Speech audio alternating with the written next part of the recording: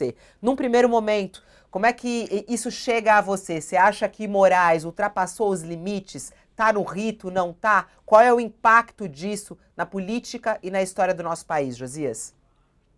Isso interessa a todos que querem tumultuar as investigações e os processos, né, Fabiola?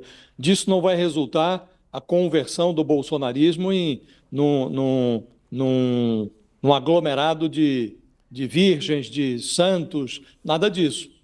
Agora, é muito lamentável o que aconteceu, né? E as primeiras revelações, essas que foram divulgadas até aqui, elas consolidam a percepção de que o Alexandre de Moraes ultrapassou o alambrado que separa o institucional do anormal. E ele usou o aparato do TSE como uma usina de relatórios para fundamentar as decisões que ele tomou no TSE, no Supremo, como relator geral dessas encrencas bolsonaristas, né?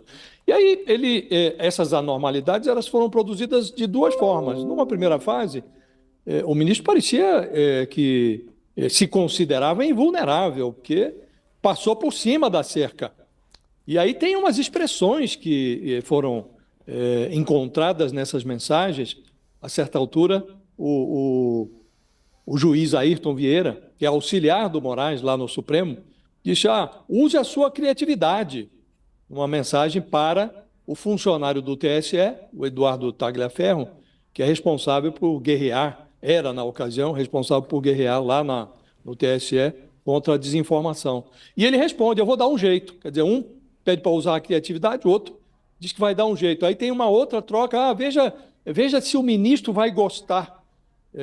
Anotou o servidor lá do TSE, quando enviou dados para o juiz de estimação do Alexandre de Moraes. Aí o juiz responde: gostou muito e está disparando ordens.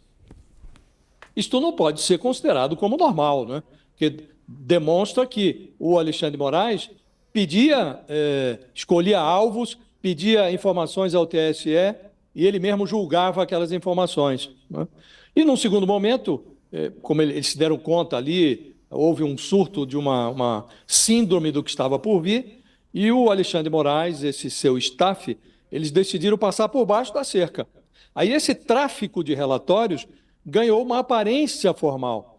O Vieira, que era o juiz auxiliar do Moraes lá no Supremo, justificou para o funcionário do TSE, o Tagliaferro, essa providência, a necessidade de formalizar, de dar uma aparência formal. Ninguém vai poder questionar nada, falar de onde surgiu isso, caiu do céu, foi a pedido de quem, né? E ele foi especialmente didático numa dessas mensagens.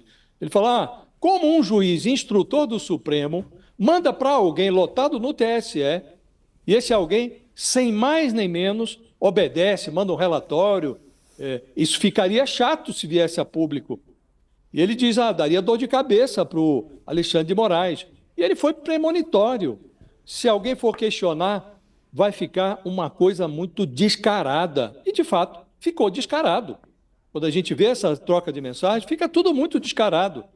E aí, Fabiola, passando por cima ou por baixo da cerca, essa parceria do Alexandre de Moraes com esses seus operadores no Supremo e no TSE produziu um constrangimento muito parecido com o que o Gilmar Mendes descreveu ao resumir aquela promiscuidade das relações entre o Sérgio Moro e o Deltan Dallagnol na Lava Jato, que disse o Gilmar Mendes: roubaram galinha juntos.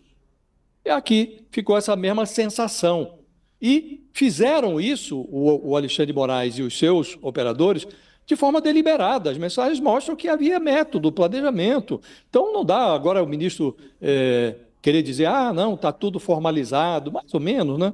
As mensagens mostram claramente o que aconteceu. E nós sabemos no Brasil, quando a informalidade permeia os processos jurídicos, nós sabemos onde isso vai dar, Fabiola. Então, como disse no início, isso aqui só interessa a quem quer tumultuar os processos. E há muita gente querendo tumultuar esses processos.